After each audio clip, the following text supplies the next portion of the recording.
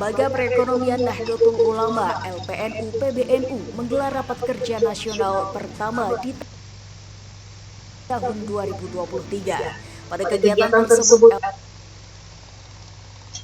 LPNU meluncurkan 3 pilar program unggulan, yaitu Saya Ahmad Khairul Salim memperkenalkan kepada Anda pupuk organik cair merek Terompah Kiai. Pupuk cair organik ini diproduksi dan diedarkan oleh teman-teman yang tergabung di Koperasi Sahabat NU. Pupuk ini sangat efektif dan efisien untuk padi dan sayur mayur Anda. Karena apa? Karena kalau selama ini bertahun-tahun Anda menggunakan pupuk kimia, maka produksi kian tahun kian menurun itu nyata. 1 hektar Anda bisa menghasilkan 5 ton padi misalnya untuk sekali musim. Maka ketika Anda berubah dengan menggunakan pupuk organik cair ini, maka insya Allah wasilah doa para kiai, pupuk organik Terompah Kiai ini akan merubah penghasilan Anda menjadi 6-7 ton dalam sekali musim panen. Bahkan pada tahun ketiga ketika Anda menggunakan pupuk ini terus-menerus, maka akan memperoleh kestabilan produksi di angka 8-9 ton sekali panen dalam 1 hektar sawah padi Anda. Kenapa begitu? Karena berdasarkan hasil riset dan demplot kita pada tahun-tahun terakhir ini, tanah Anda yang sudah menggunakan pupuk ini itu kian tahun kian subur. Unsur hara semakin banyak sehingga gembur, produktivitas akhirnya sangat meningkat. Buat Anda yang ingin menjadi bagian dari bisnis ini, silakan menjadi reseller, hubungi kami. Kami siap bermitra dengan Anda untuk mengembangkan bisnis ini di kota-kota Anda. Dengan cara begitu maka ini usaha dan ikhtiar kita untuk menjadi bagian dari usaha meningkatkan ketahanan pangan nasional kita, dan dengan wasilah ikhtiar ini mudah-mudahan keluarga kita, masyarakat kita kian sejahtera karena produktivitas yang kian menarik, kian meningkat. Pupuk cair organik Terompah Kiai cocok buat Anda.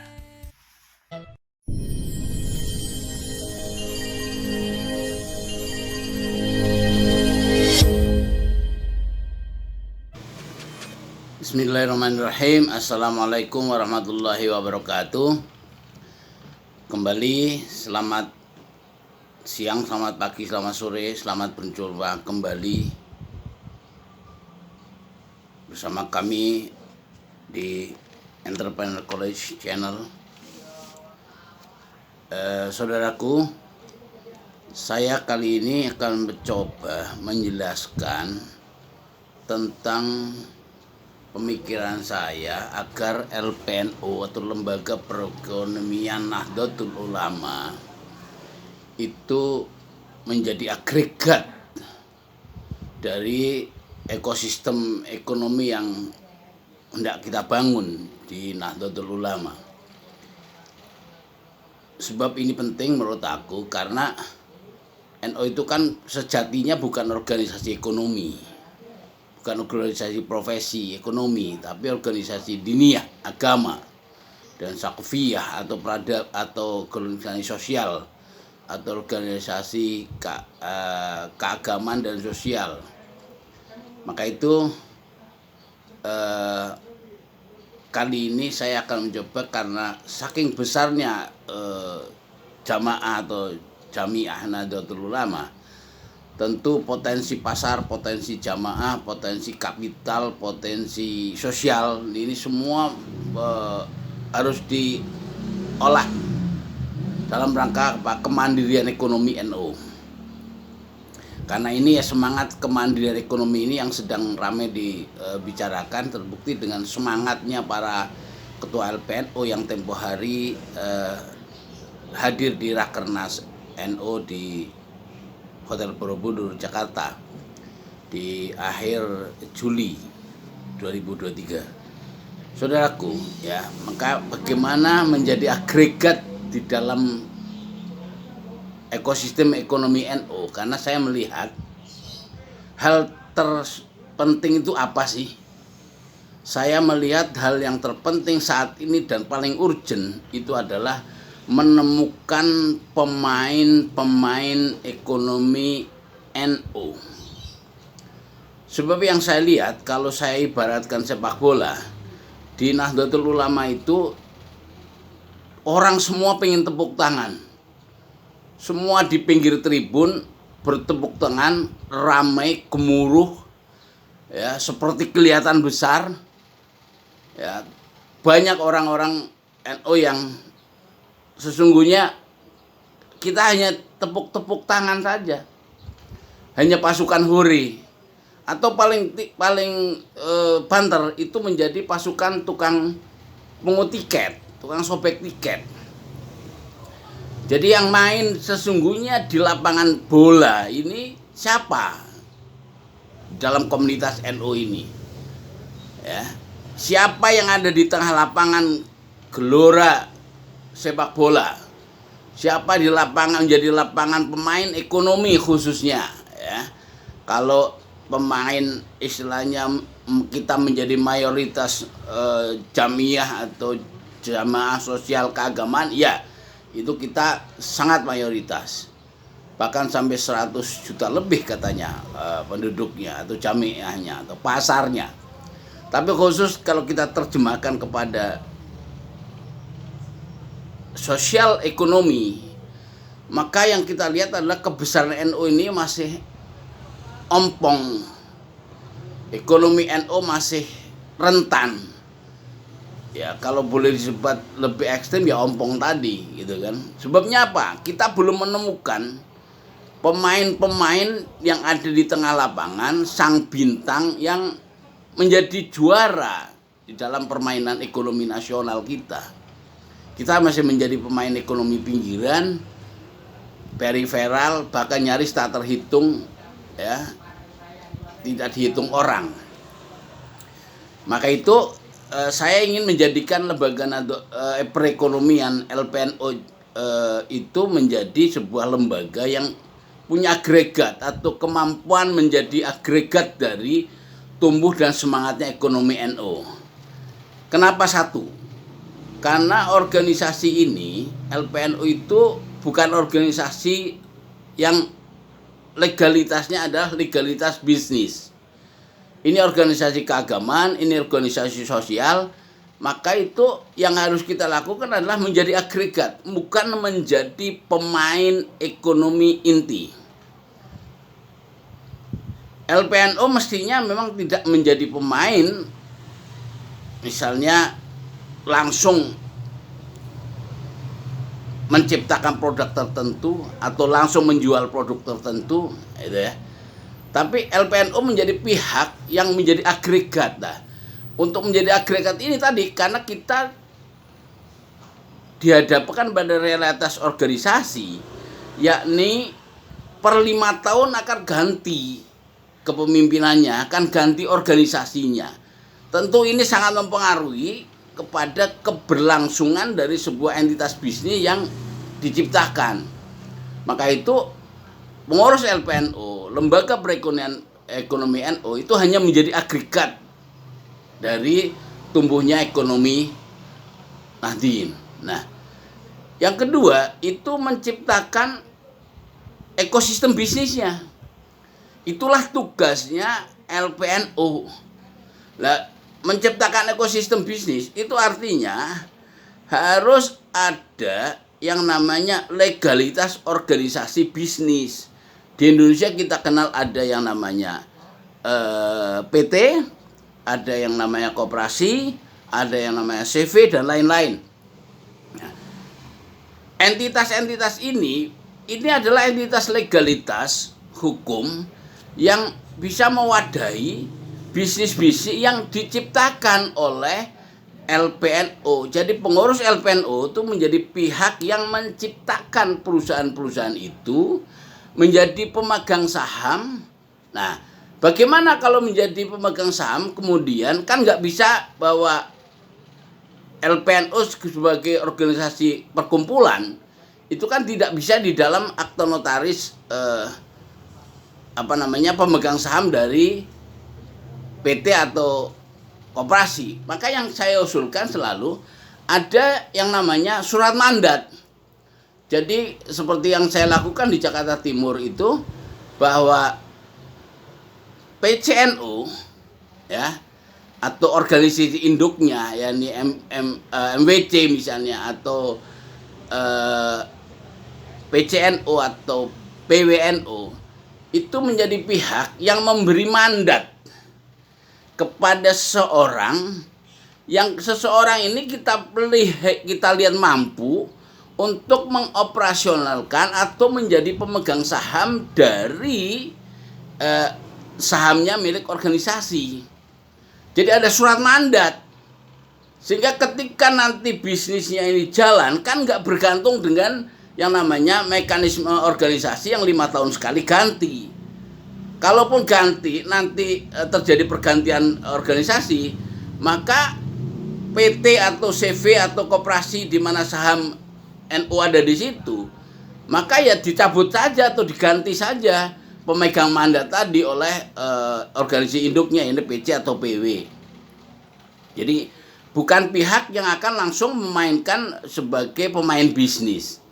Nah, pemain bisnisnya siapa? Pemain bisnisnya adalah orang per orang jamaah dari Nahdlatul Ulama yang kita seleksi betul-betul bisa menjadi pemain.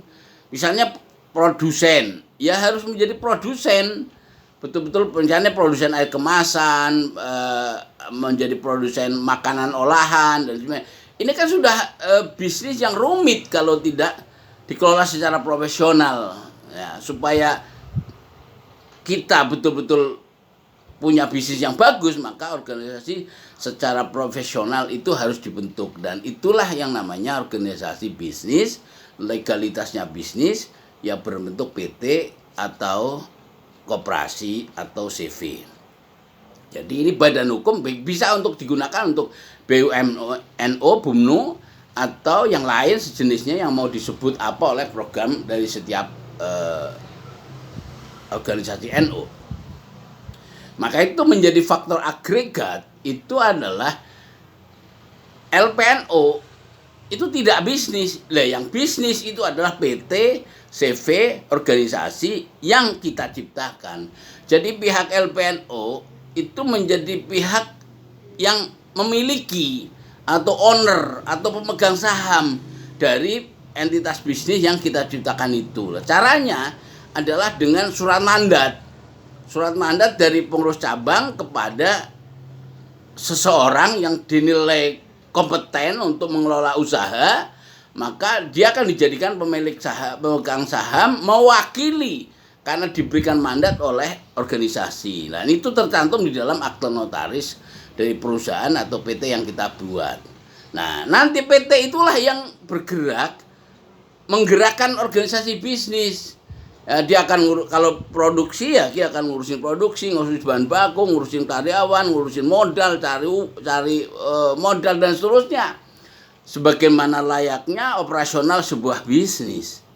Demikian juga kalau koperasi, ya sesuai dengan aturan mekanisme organisasi koperasi, karena ini organisasi bisnis, karena ini lembaga badan hukum bisnis yang diakui oleh negara berupa koperasi, berupa PT, berupa CV. Itulah sahabatku. Maka yang kita lakukan akhirnya apa? Bukan LPNO terjun menjadi PT, tapi LPNO membuat PT, membuat koperasi, membuat CV yang kepemilikannya di dalam organisasi itu dicantumkanlah nama-nama orang yang diberikan mandat oleh PC, oleh PW atau oleh bahkan PB bisa jadi, sehingga secara tidak langsung kita menjadi LPNU itu menjadi pendorong, menjadi owner, menjadi faktor agregat dari organisasi atau legalitas usaha yang kita ciptakan. Maka itu yang akan menjalankan bisnis ya perusahaan itu, ya koperasi itu. Nah, tinggal apakah koperasi atau perusahaan itu bergerak di bidang apa, trading misalnya ya trading, atau di bidang produksi ya produksi.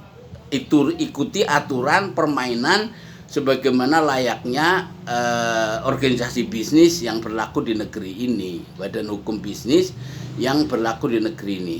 Tapi entitas bisnis seperti ini, ya kan, pemegang sahamnya, pemiliknya itu organisasi LPNU. Caranya apa? Caranya tadi, karena ada seseorang yang ditaruh di situ dengan lantaran wasilah surat mandat.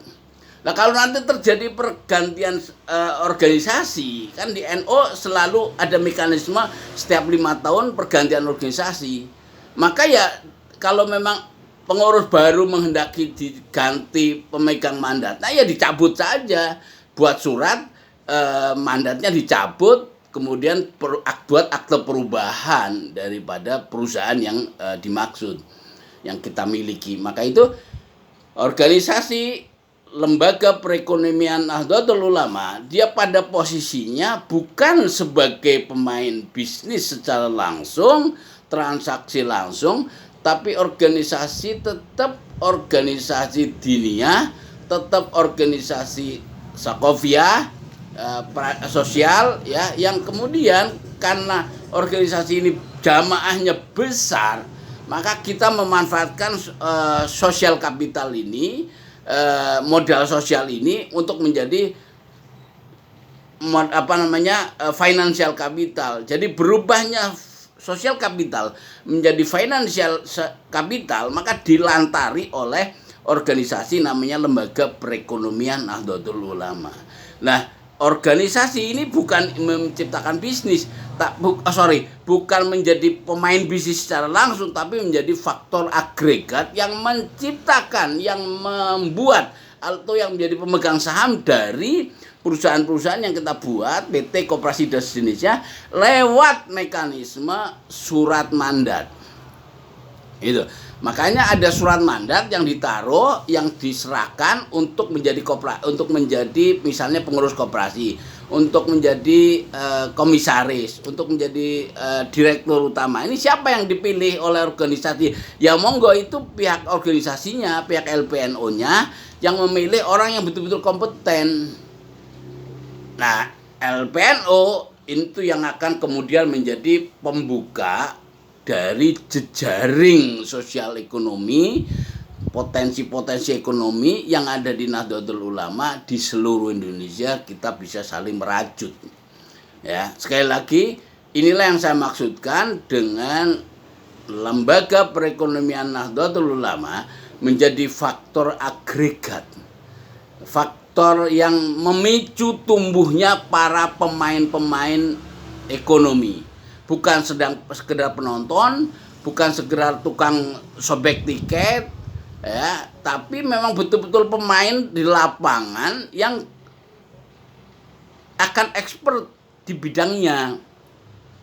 Maka itu tugas LPNU ya tadi, misalnya membuat pelatihan-pelatihan, menciptakan ini, tapi ini untuk apa? Untuk menemukan orang, dalam rangka menemukan manusia-manusia yang akan menjadi pemain.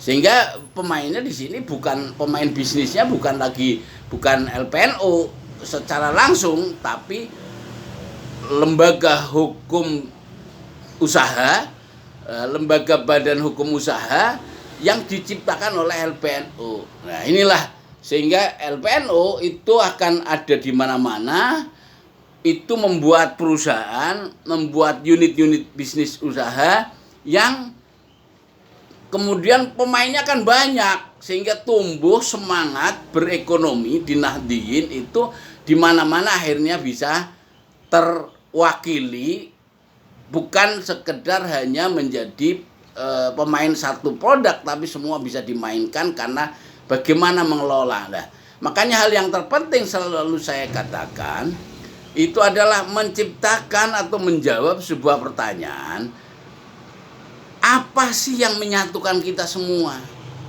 Ya. Karena misalnya 212 Mat itu pernah membuat bisnis yang mereka anggap bahwa yang menyatukan bisnis mereka itu kita orang Islam, ya. Faktor agama, semangat agama. Ternyata gagal mereka. Ya, jadi kenapa gagal? Karena uang itu punya dunianya sendiri, bisnis punya alur nalarnya sendiri. Tidak bisa pakai sentimen agama, emosional kelompok itu nggak bisa. Termasuk emosional NO misalnya, kita dagang beras, emang harus dibeli orang NO doang? Yang bukan NO pun boleh beli beras kan, gitu loh. Sehingga dagangan apapun yang dijual ya memang untuk orang banyak, bukan untuk kelompok tertentu. Tapi bahwa pemiliknya itu organisasi NO, pemiliknya adalah lembaga usaha NO, itu nggak masalah sebagai pemilik. Tapi sebagai pasar, seluruh warga masyarakat bangsa ini bisa menjadi pasar. Maka itu produknya pun juga siapa saja boleh. Dan inilah yang saya maksud, bahwa lembaga perekonomian Nahdlatul Ulama itu menjadi faktor agregat dari tumbuh dan semangatnya warga NO berekonomi, membangun ekonomi, membangun ekosistem bisnis, sehingga di mana-mana itu tumbuh semangat ekonomi, semangat berbisnis yang oleh LPNO dinaungi karena menjadi faktor agregat tadi. Sehingga LPNO tidak menjadi pemain bisnis secara langsung, tapi menjadi faktor agregat dari tumbuhnya pemain-pemain usaha. Itulah sahabatku, saudaraku, mudah-mudahan apa yang saya sampaikan bisa memberikan inspirasi, bisa ada manfaatnya, setidaknya menjadi urun rembuk saya. Setelah Rakernas ini saya bisa melihat, karena faktor di mana ekonomi Nahdlatul Ulama itu sebetulnya potensinya besar, karena sosial kapitalnya besar, tapi ini belum dikelola dengan sangat baik, belum di manage dengan baik. Dan challenge-nya adalah ya menemukan pemainnya, menemukan pelaku usahanya, dan kemudian diberikan motivasi, diberikan semangat, diberi akses jaringan, diberikan kalau mungkin jaringan-jaringan permodalan. Untuk apa? Untuk menjadi agregat tumbuh dan semangatnya wirausaha, semangatnya bisnis di kalangan Nahdien. Saya kira itu. Terima kasih atas waktunya Anda menonton video ini, vlog ini. Ya, sekali lagi buat yang belum subscribe, silakan subscribe. Kita bisa nanti memperbaiki informasi. Terus kalau saya kira-kira mungkin beda dengan Anda, silakan Anda kasih komentar untuk supaya kita bisa berdiskusi, untuk supaya banyak gagasan. Mungkin gagasan saya kan hanya sekedar sebagai masukan, sebagai ide, sebagai yang memperkaya khazanah role model bisnis yang nanti akan dimainkan oleh setiap kita di levelnya masing-masing, di tempatnya masing-masing. Terima kasih saya kira. Assalamualaikum warahmatullahi wabarakatuh.